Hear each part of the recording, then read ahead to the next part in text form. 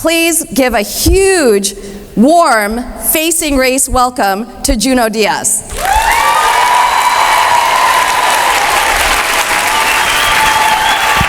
Great to meet you.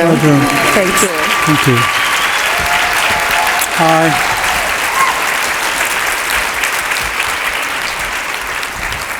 Hi guys. I lost the printout. I left it on the train up. Somebody's like reading that.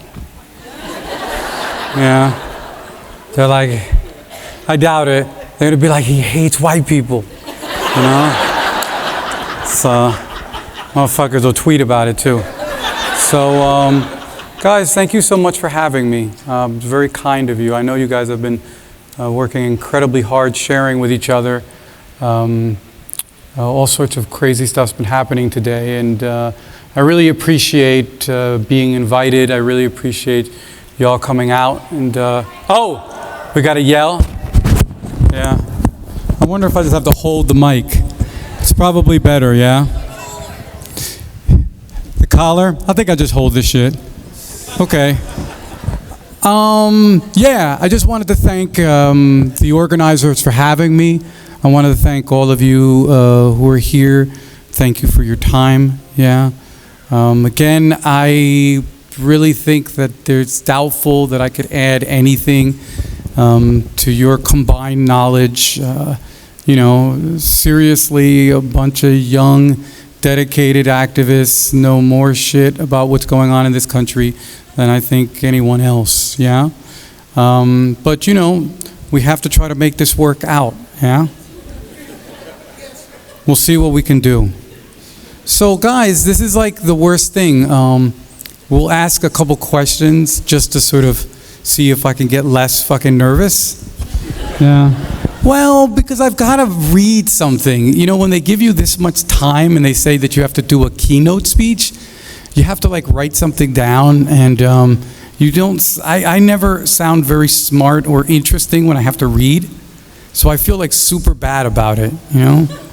So I'm gonna try to read like the first half. I'll see how much I can endure it, and then just sort of wing it and just kind of just, what would be, paraphrase the rest of it. And you improvise, thank you, sir. And you'll see how quickly we challenge my wonderful introduction's characterization of me as being eloquent, yeah? All right, so there was a bunch of people from New Jersey, is this true? Oh, man. Okay. That's great. How about immigrants? Are you guys here? That's real good. Yeah? Huh. Last night I did this reading in Brooklyn, and I keep forgetting. I keep forgetting how many Brooklyn people there are. Yeah, I did this reading in Brooklyn. I asked the audience, I was like, yo, how many African diasporic people there are? And a whole bunch of folks who were clearly of African descent. Oh, thanks.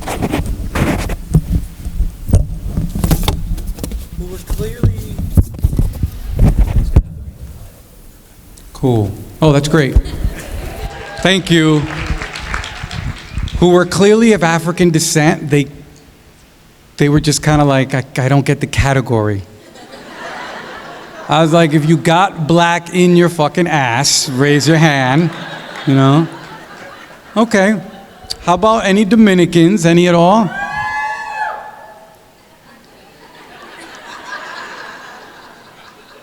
Yeah, that's great.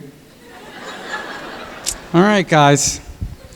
You know, it's going to be a kind of a weird evening, so let's try to make the best of this. Listen, just before we begin, because I really feel like once you start reading, that's when the coma hits, yeah? For real. And there's no way, I mean, I'm not that slick that I could improvise for 40 fucking minutes. So I actually have to read the shit. Did anybody want to ask one question before we begin? Listen to that, come on. You don't want to fuck with crazy artists, man. For real. It's like a recipe for just calamity. No, but let's hear from one, just because I feel like it'd be nice to just have a little exchange before I sort of get on the roller coaster from hell. Are you single? Come on! Guys, you're so funny. You guys are so funny, man. We progressives are the gossipiest folks on the fucking earth, dude. Like I said earlier, even if I was single, you wouldn't want to fuck around with artists, man. I mean it. I have 2 sisters, and my only advice is, I always tell my sisters, I'm like, describe who you want. Who do you want as a couple? And my sisters will be like, A, B, C, D, and I'm like, get the non-artistic version. They make them. Come on, give me a question, you guys, about anything. What are you writing? Nah. They asked what I was writing. Let's have something that links to the topic a little.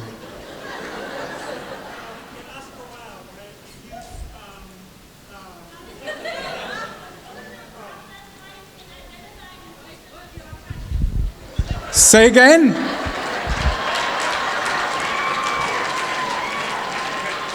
What was the question? I didn't hear your question.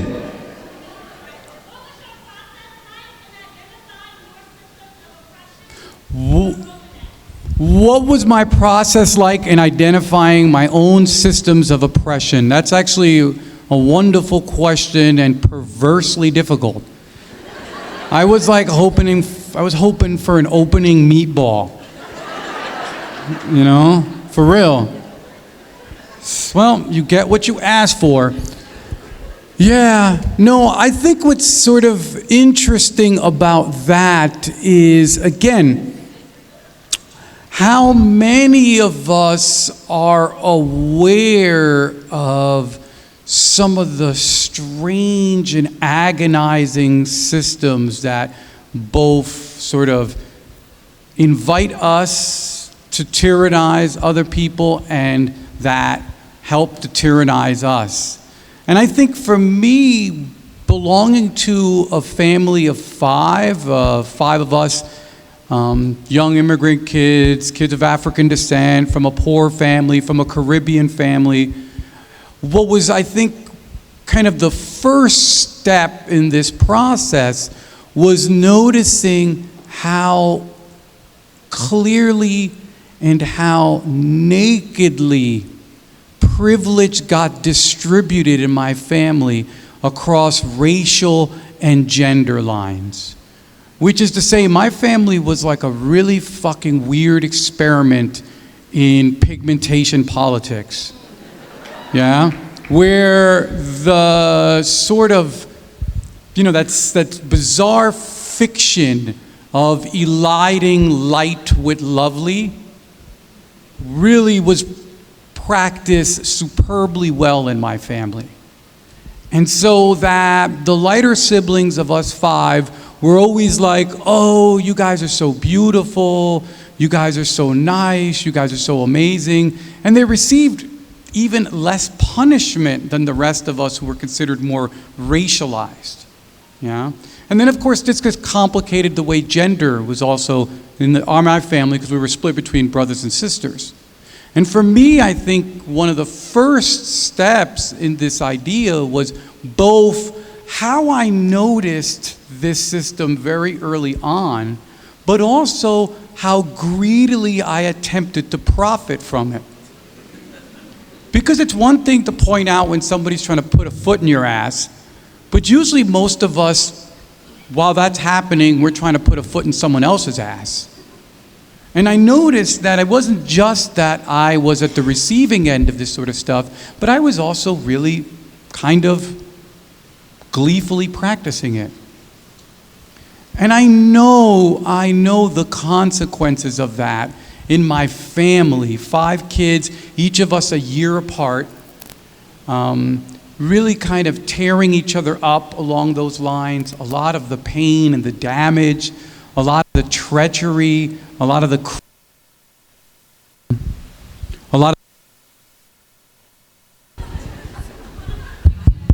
Yeah, a lot of the cruelty.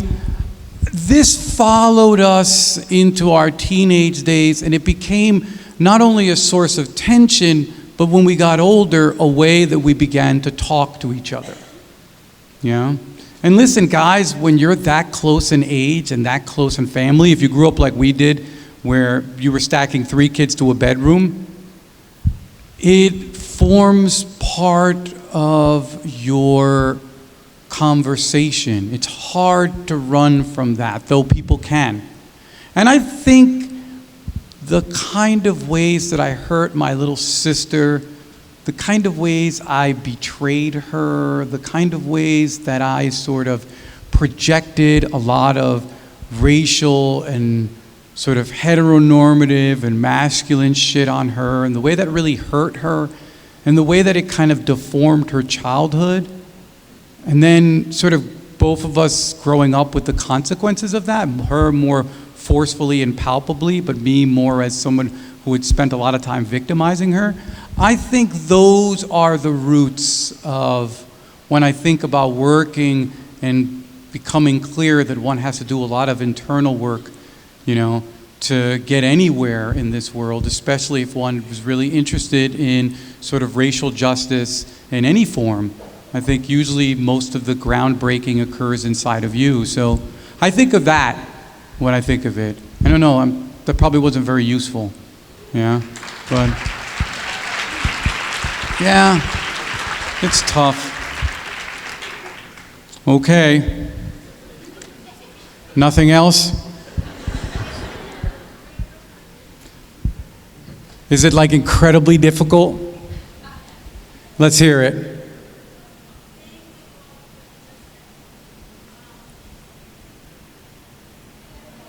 Just scream. Oh, here it comes. Hello? Yes, ma'am. So I'm really struck by that level of self-reflection. And I'm also really struck by your book, the latest one. I'm writing a dissertation, so I don't usually read fiction, and I actually took time to read your book. And I'm thinking about the last short story, The Cheater's Guide to Love, and I have one question. In light of what you just shared, are you that guy? Well, yeah, no, I mean, I think that's a very fair question. You know, part of it is that you create narratives both to help you explore shit and also as a way of evading stuff. I think we often have to be really, really honest about that. At least most of the practitioners I know, most of the writers I know, they're doing both things, yeah? I think that there's my protagonist in my 3 books.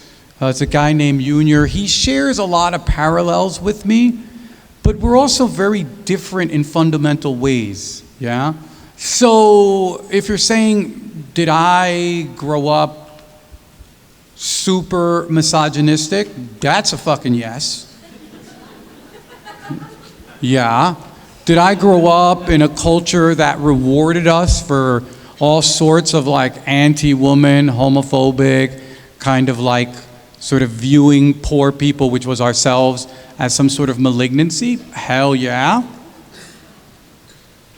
And I think that that's for me what was really at stake at writing someone like Junior, is that I felt like he comes out of the same kind of world I come out of, even though we're very different, and attempting to create I don't know how to describe it, but a way forward through the complexities of these issues, to try to sort of see if I could come up with something at an artistic level that would allow me to understand and perhaps open up a conversation with other people about how these complexities interact with ourselves and our families and our communities, and how they feed into and are powered by all sorts of strange and very, very forceful tyrannies, you know? So, I mean, yeah, but Junior's also really different than me. He's far more isolated. He's like way smarter than I am. Yeah. But I guess you're saying it's like, the question would probably be, are you like a cheating motherfucker?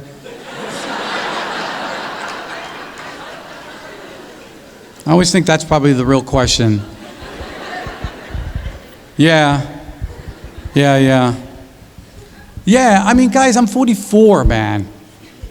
There comes a time where you've got to start looking into those wounds.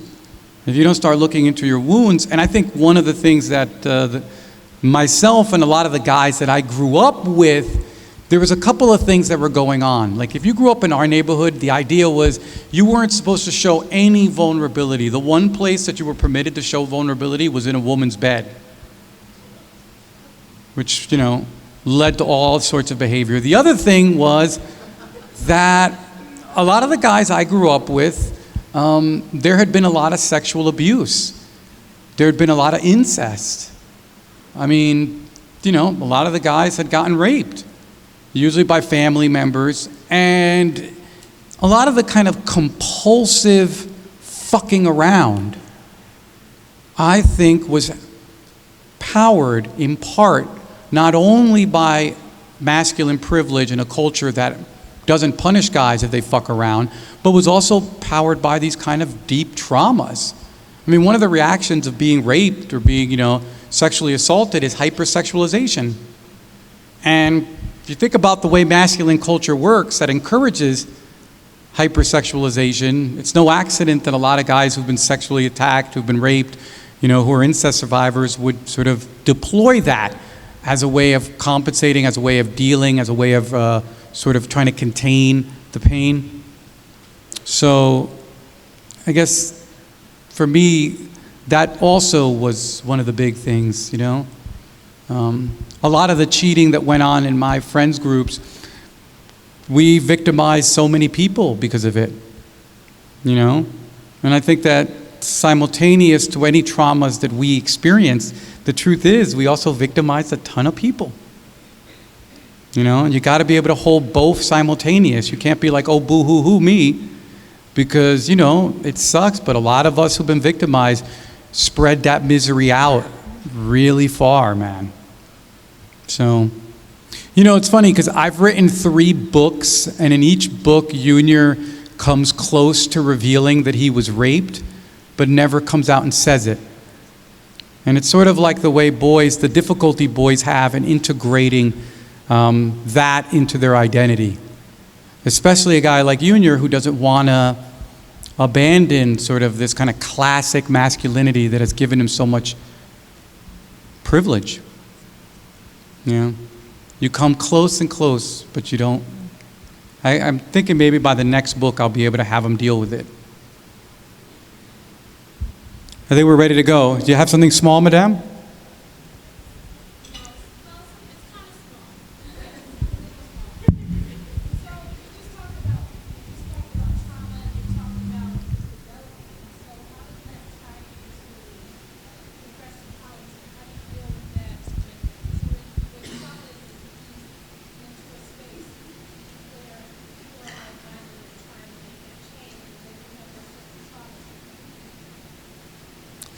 Wow, that is a really tough question. What are you thinking exactly when you're asking that? What's on your mind?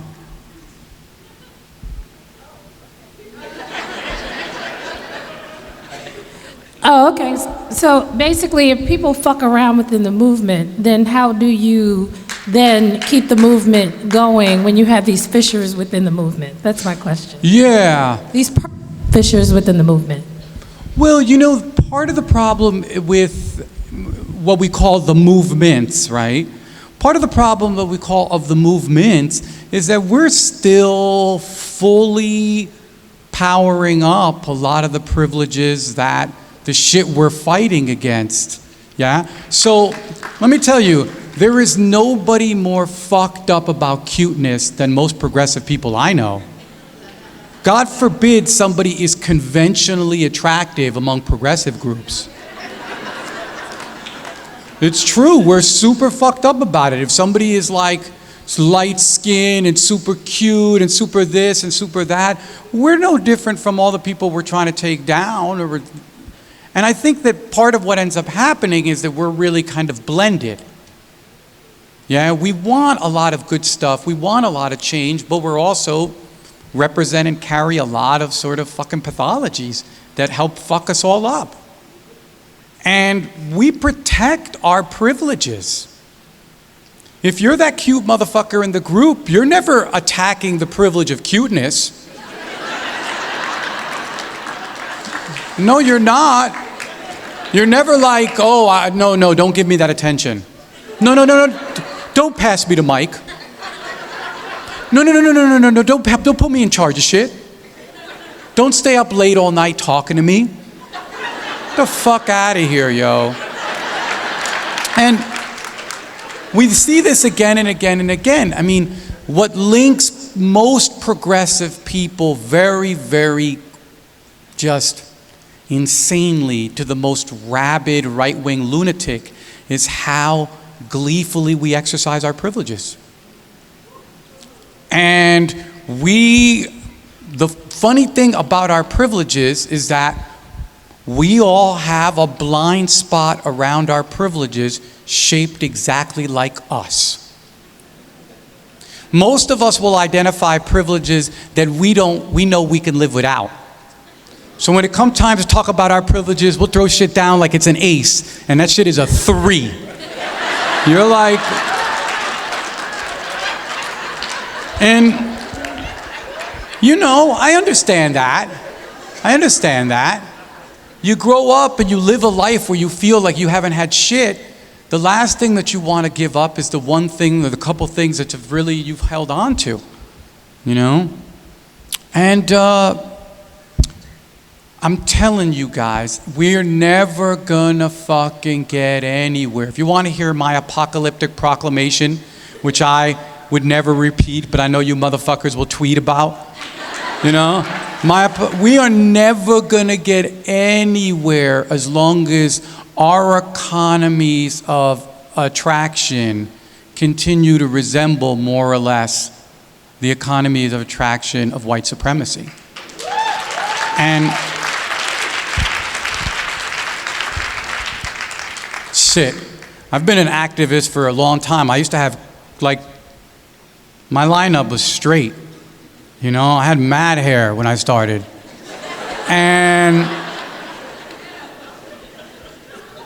And finding people who practice decolonial love is as hard inside of a vast movement as it is outside. You know, the actual standard of decolonial love, how little discussed, how little understood, and yet in many ways is the great test of who we are and of our praxis and of our communal praxis. So, you know, we'll see. All right. Y'all clap, but y'all clap, but when it comes time to dance, y'all be pushing on the cute motherfuckers. You will. It's fucking true.